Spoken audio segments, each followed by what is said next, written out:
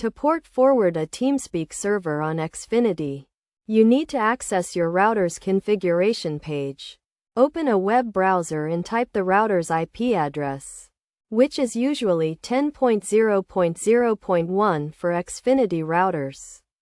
Press enter and log in with your admin username and password. Once you are logged in, click on the Advanced Settings or Advanced Setup option. This will take you to a new page with various settings. Look for the Port Forwarding or Virtual Servers section and click on it. In the Port Forwarding section, click on the Add New or Create New button to create a new port forwarding rule. Enter the following information: the name of the rule, which can be Teamspeak server, the protocol, which is usually UDP, the external port, which is 9987 for Teamspeak, and the internal port, which is also 9987. Enter the internal IP address of your Teamspeak server, which is usually the local IP address of the computer running the server.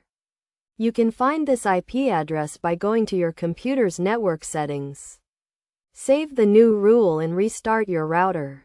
To ensure that your Teamspeak server is accessible from outside your network, you need to set a static IP address for your server.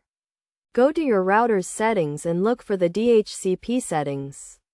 Find the Reserve IP address option and reserve an IP address for your Teamspeak server. This will ensure that your server always gets the same IP address.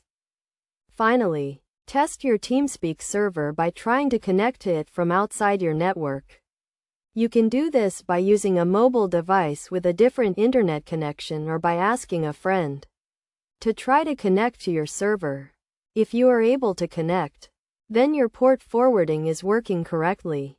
Remember to always use strong passwords and keep your router's firmware up to date to ensure the security of your network. Port forwarding can expose your server to potential security risks, so make sure to take necessary precautions to protect your server and network.